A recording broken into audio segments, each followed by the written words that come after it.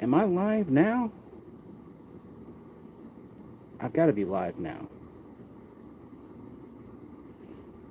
If anybody's in here, uh, I'm trying to fix my freaking channel because apparently this other thing was screwed up too. I'm not seeing.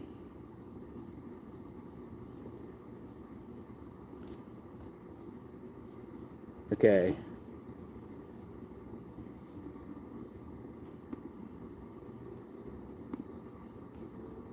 Don't know if I got any notifications. So give me a second if you're here, because looks like here. Okay, but it's delayed. We got somebody coming in. Right on.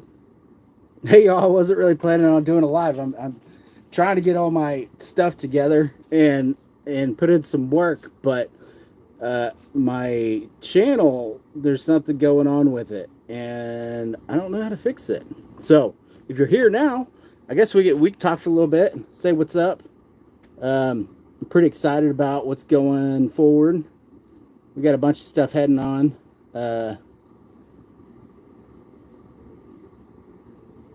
What the heck's going on? Can you comment? Anybody?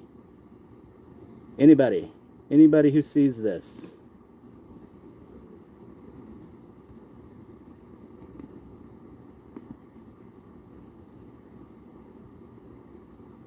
Three watching now. Okay, we got somebody commenting. Sweet. Okay, we got one person. What's going on, man? So I'm getting prepared for my North Carolina trip. I'm doing a bunch of research and trying to make sure that the channel is squared away so I can go live once I get out there, because there's one place that I'm like really going to be wanting to go live at because of what happens there. And I want to be able to do it live, but for some reason, as I'm sitting here working on my channel, not everything is showing up the way that I expected it to be. I had somebody help me out with some of my stuff on my channel a little while ago, so I don't know if they've damaged something, which they very, very well could have. So anyway, so my plans coming forward, I'm gonna be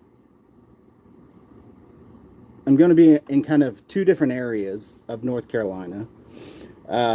One area is going to be around a lot of water, and the other area is going to be in the mountain kind of section. The heat now has been just kind of killing me, but the mountain section is where I'm going to be going after the feral people. Yeah, what's going on, Brandon? Brandon, did I say that right? Brandon Harries? That's cool. So one of the areas that I'm researching actively right now are the different cave systems in western North Carolina. So for those of y'all who don't know, East Tennessee has one of the most largest type cave systems really in the world. And I think that that's where a lot of the kind of cryptids are able to keep out of the public's general eye from. My thinking is that this was also a what's happening in Yellowstone. I'll definitely get to that here in a second. So kind of lost my train of thought. So my thinking is that the feral people are using the cave systems to navigate both sides of the mountain. Now, I'm kind of choosing this area very specifically, one, because of the cave systems, and two, because of the climate in the area. Neither one of those areas are really known for like severe kind of weather, except what happened recently, obviously, with the floods. Um, and I'm very interested to know how the floods would be affecting uh, the feral people or just anybody off grid in that area completely. So that's one of the main things I'm going to be researching. Somebody just asked me if I go solo. I'm sorry. I missed your name. Yes, I am going to be going solo. Um, I do this kind of for a couple reasons. I'm doing this for a couple reasons. Man, I'm sorry. My like speech problems have been like coming back like hardcore. For those of y'all don't know, when I was a kid, and this is the main reason why I don't have much of an East Tennessee accent. What's up, Lori? One Life, what's going on? So growing up as a kid, I had a like horrible speech problem.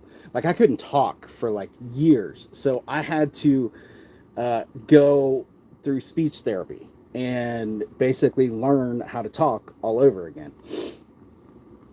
And here recently, I don't know if it's because of the heat, if I'm overstressed or what, but like I cannot get the freaking words to come out of my mouth fast enough, and it's driving me crazy.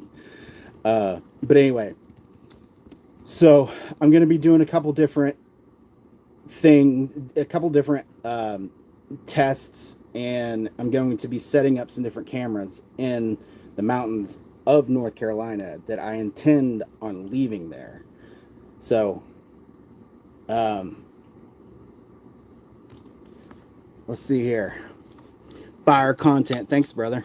So I initially planned on shooting or doing a live. I was working on my live side. I wasn't really planning on going live, but then I couldn't get it to work, so I had to open up my phone. That's why the angle's kind of weird and y'all are looking at my nose. But yeah, anyway. Somebody had asked me what I think is going on with... Can I do a Dogman investigation with Hellbent Holler? Yeah, we've actually talked a couple times about meeting up and doing an investigation. The problem is, I think they are pretty far east in South Carolina. So it's really just kind of like a meet in the middle type of thing. You know, they're doing their thing. I'm doing my thing. So, but yeah, I would love to go out with them. I've been following them for a while. They, I know on my channel when I was doing an investigation, and I think they were just kind of getting started at that point.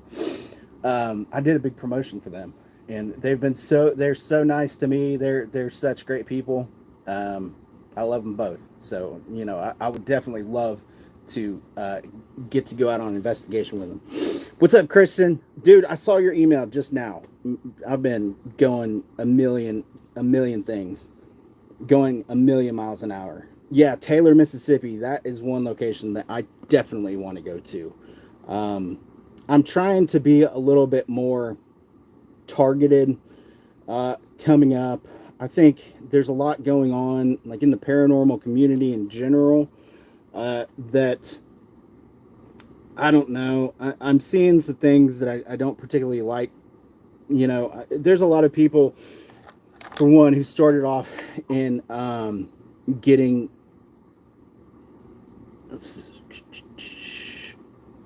There was a lot of people who started off, they were trying to get their social media cred or whatever by doing ghost hunting.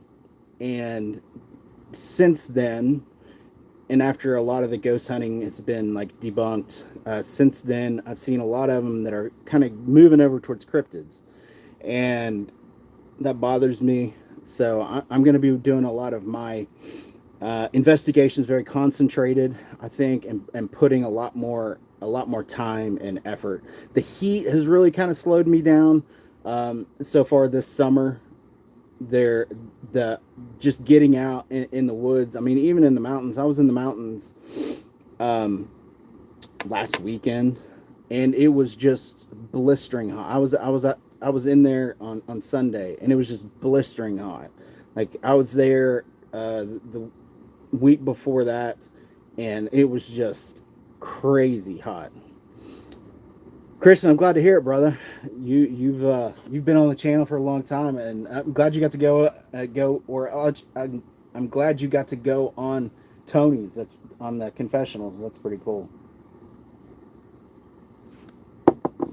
I'm rescheduled to be on there on June 28th, I believe. That bothers me too, because you do a real investigation. Yeah, because what happens is like, and I'm not shitting on anybody. Like I'm not.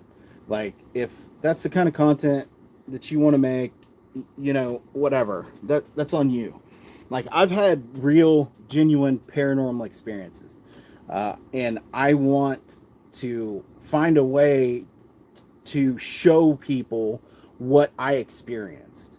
The house that I lived in was haunted. The freaking, I mean, I've had a lot of things happen to me. My first like UFO sighting happened when I was a kid, and that was amazing. That was still amazing. I was actually over there, and what's really sad, this is really like breaking my heart. The woods, so behind my house growing up, there was like one old farmhouse, and that house had been there like forever, it seemed. And then behind me, it was just kind of all nothing but woods and farms and woods and farms. It's all it was behind me. Now they've cut off the first part. So my first area where I used to build my forts is gone and turned into a neighborhood. And then the other several miles was up for sale, and then it was no longer for sale, and they put a gate up. So I'm worried somebody bought it. I'm worried that they're about to just destroy it, get rid of it, and it just breaks my heart, man. It just breaks my heart. Like I want people to be able to move to East Tennessee, and I want people to be able to enjoy this place, but at the same time, at what cost? I mean, we're not going to have anything left essentially here shortly. So anyway, back to what I was saying. So in North Carolina, they are well known, I would say equally or more to the cryptid activity. There's a lot of activity that happens in North Carolina. There's one story that I have been researching and really digging into that's caught my attention, and I cannot believe it hasn't been covered in anywhere else, because it's a Native American legend, or it came from Native American folklore that transitioned into people having these sightings of this thing, and it's widespread. Like it's just kind of one of those things, with the Bigfoot sightings and the Bigfoot encounters. What happens there is every once in a while somebody will have an encounter with a Bigfoot or dogman or Mothman, and it's in kind of it's in scattershot. It's not particularly like concentrated in one area, except for like Sasquatch. I would say that's not necessarily true, but all the rest of them, it's kind of scattershot. But in this particular area, like there for now, like centuries, people have reported seeing this freaking thing. And to me, and I don't see it on any other like paranormal channel. I don't see anybody else talking about it. And for me, it's like, okay, I have to go there, and I gotta go there. I gotta speak to the locals. I gotta go there and do an investigation. So I'm really excited about that, because it's gonna be kind of like a new cryptid. You know, if you're on this channel, I will kind of, I say I kind of want to concentrate in one area, but then I get an email or something, some new information comes, and I then go chasing these cryptids left and right. And I've got like a list that I have to do, but so I'm going to be covering that one. Then I'm going to be working on the feral people, and I have this cave system that I'm going to try to figure out and document and see if this could be a part of it. It does kind of coincide with some of the areas that was affected by the floods. So I got to be very careful regarding what's happening with that. But I'm really excited about it. It's going to be really cool. So I've been going kind of through my channel and trying to figure out kind of what's going on. So, okay, hey, let's see here.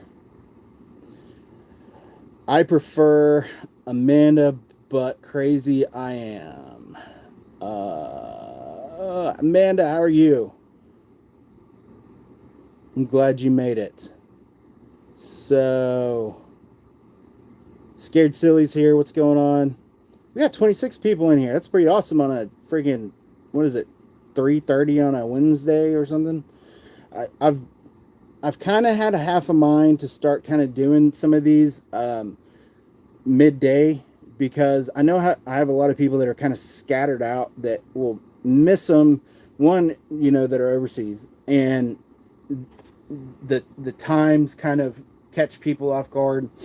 So, and on those, when I'm usually doing the nighttime ones, I get a lot of people in at one time, and it's really hard for me to be able to connect with you all kind of like on a personal level. And I'm extremely grateful for everything that you all, the support you all showed me. So I want to try to find a way to connect with you all a little bit more. So I might start doing these a little bit midday kind of live streams. We'll see how it goes. I know a lot of people work, and that it can be difficult to join. So what's up, Dominique? I'm doing great. Hey, Scared Silly. I'm doing great. Getting ready to head out on this next investigation. This week is pretty much all my planning and getting everything finalized. I've got the camper out. I've got the camper getting about ready. I had to do a bunch of work on it from last year. I hadn't really had a chance to get it out yet, but this year I'm gonna have it out. Really starting now. I had to do a bunch of work on my air conditioner and getting things kind of ready. Yes, please hit the like button. We got 29 people in here. Crazy Uncle, what's up, man? Let's see here. Greeting, fellow Earthlings. Brian, hope your Squatch thermal luck continues. I enjoy your off-trail work too. Thanks, man. I really appreciate it. I really do. Yeah, my thermal stuff is one that I've really stuck with since kind of the start of this channel. And the reason why I've stuck with it is because I want to have undeniable proof of my captures. And what's up, Marvin? Hold on. Let's see what Marvin said. Have I considered taking a channel member out with you on an investigation? I have considered that. So with the thermal, with my thermal camera, I use the Seek Pro series. It's a really really good one. Y'all can look it up if you want to look into it. They have two different versions of it. They have like the cheaper version, but it's still not cheap. It's like $300, and then you have the Pro version, which is like, I've had it now for a little bit. I think it was between $750 and $900. Like it was not cheap. But in the paranormal world, and especially on paranormal YouTube channels, there are a lot of fuzzy pictures. There are that happen at night, and it can kind of be confusing, both to the investigator, the person that's filming, and to the audience. With me having the thermal camera, that kind of eliminates the skepticism of it, because regardless of how the object appears, it's going to be either like hot, like you see it, or it's going to be extremely cold. I've had both. I've had figures appear in kind of both ways, and it's really undeniable, the figures, what they all, you know, you can see the outlines, especially in that one that I just released. You all can clearly see it's some sort of like humanoid figure that is against the tree and moving, and you can really kind of see the outline of it, as opposed to the ones that it's dark and you kind of see something, but it's still kind of questionable. Like, I'm going for the home run. So that's what I want to do. Like, I know I do get a lot of interesting captures, and a lot of people can interpret my work a lot of different ways, but the way that I'm going for it, like, I want to be able to take it before the scientific community and have hardcore proof, you know. Another thing that I'm going to go back and do, and this has actually, yes, I get scared kind of when I go out in the woods, but I'm in a, Dominique, I wish I knew you were coming to North Georgia. Yeah, I was debating on doing like a pop-up meet and greet, but I wasn't really sure, you know, how's it going? I wasn't really sure how it would go. So I haven't left for North Carolina just yet. I'm kind of, it will be within the next week is when I'm leaving. I kind of want to leave it open, because you know, there can be some weirdos out there. You never know their intentions. But my brother's going to be watching my house, so it's not that big a deal. But anyway, let's see here. Somebody asked me something. What was it? Pork and Beans is here. What's up, man? Okay, so taking people with me. Oh yeah, and we got to do Yellowstone Park. We got to talk about what's happening in Yellowstone. So me going out on these investigations, they are cut the paranormal side off of it, right? Okay.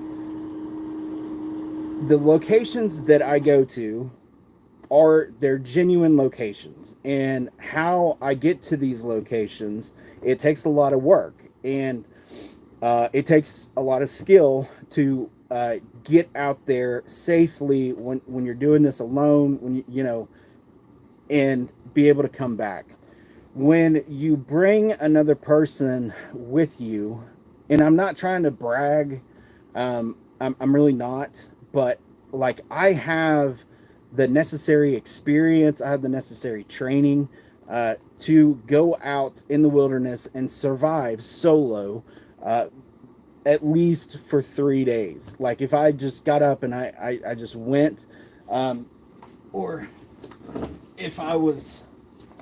this is gonna be like my kind of new short trip pack that I got. It's pretty awesome. I keep enough supplies in there that I can survive 3 days at a drop of a hat, no problem. When you bring somebody else out and you start explaining to them the different um, hazards, like in East Tennessee, the main hazards that we have are black bears, coyotes, bobcats, and snakes, really. So once you start talking about that, that makes that person a little bit more uneasy. When you start getting into, yes, okay, so we're following up on a lead where a person saw their dog get attacked or eaten by either a Sasquatch or a dog man, uh, that really kind of puts them on edge. So then anytime that you hear something move in the wilderness, there's a very good possibility that they will panic and run. And that is like the worst thing that you can do when you're out like in like a national park area, because you can easily get turned around, you can easily hurt yourself, and then you can easily get lost.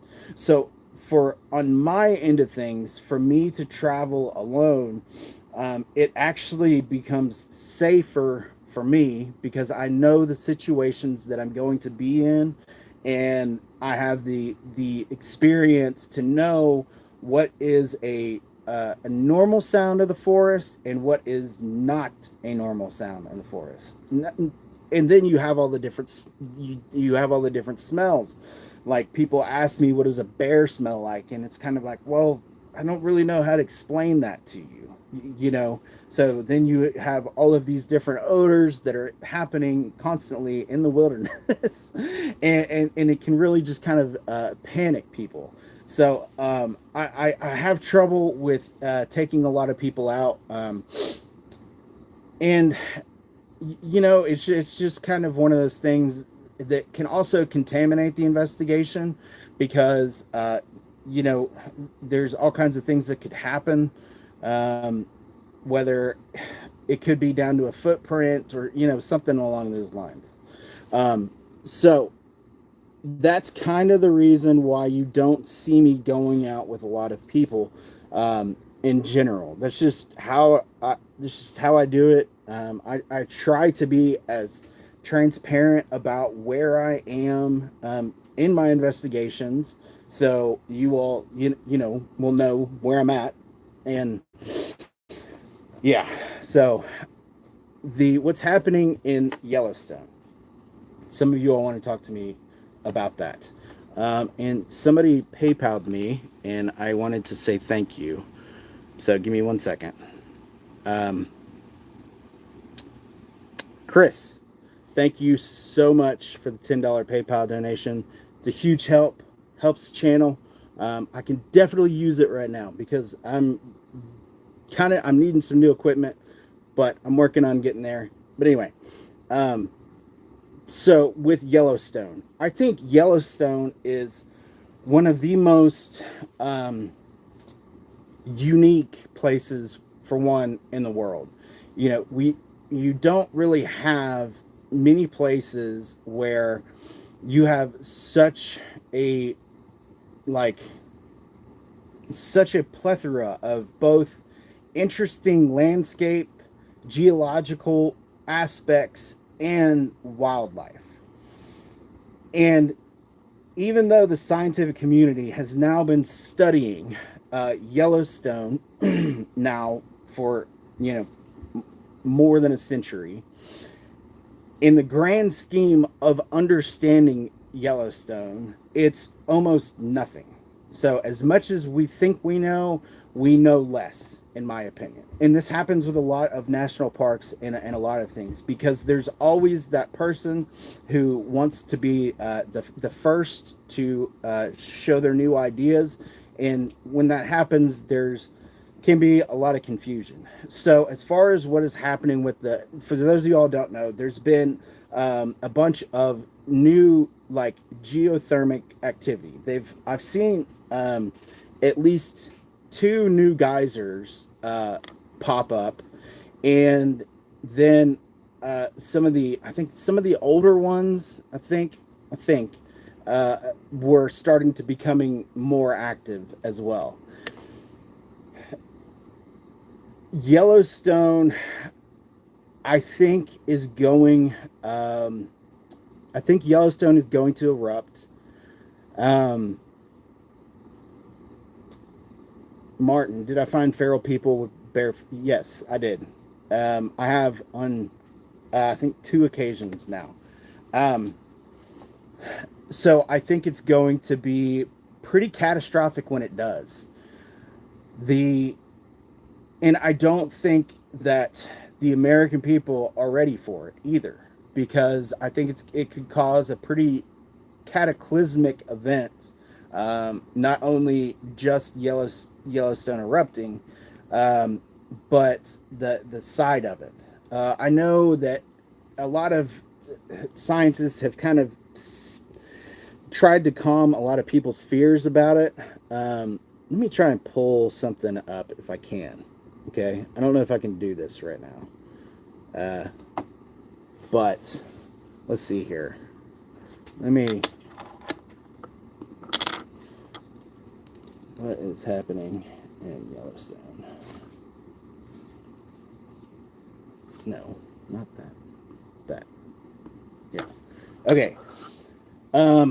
So on July 23rd, there was a small crap. I am here. Crap. I'm sorry. There was a small hydrothermal explosion that occurred in Biscuit Basin. No injuries are reported, and a new thermal pool was discovered in April. Yeah, which is really cool. So we're seeing a bunch of new things happening with it.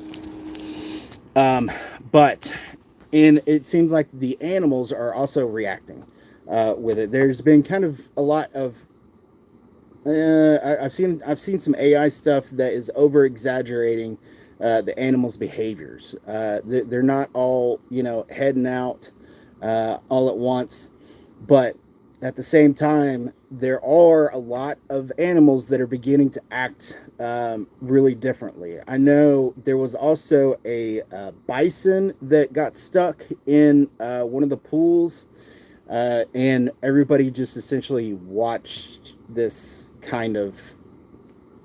I think they blocked it off so people couldn't really see it, but that is actually something that's relatively normal. I don't think it goes out in the public very much because the news, the headlines always like to talk about how a bison or something got boiled in one of those geysers, but that is actually something that happens regularly. They go out, the animals will go out there looking for water, not realizing the temperature and the surrounding soil, and they get kind of sucked in and they can't get out of it. So they basically just boil in in these geysers, which is absolutely horrific. So I definitely think that the Earth in general is making some changes. I think everybody can agree with that. And I think we're just here for it. We're just here for it. There's nothing that, in my opinion, that we can do. We're seeing it, with the floods. They seem like they're getting worse and more frequent. I definitely think that cloud seeding plays a part in the floods. We are seeing earthquake activity. We had an earthquake here where I am. We have not had a freaking earthquake like one that you could actually feel my entire life. I think that was the first time I had felt like a real earthquake, and it wasn't like too bad, but it was enough to jump me up, be like, oh shit. And there's going to be some other things. The sun, that's the biggest one that I've been talking about. I think that we're more likely to experience something from the sun than we are to experience like a catastrophic event here on Earth, like Yellowstone, erupting, or like a major kind of flood that just takes out like an entire state, or California, falling off in the ocean or whatever. I think that it's more likely that we're going to get hit with a CMP. That's my big kind of fear, because we've documented it before. We know that this happens, and if you go back and you kind of look at a lot of the reports and stuff, that you can actually see. They are kind of all tied together. I think so.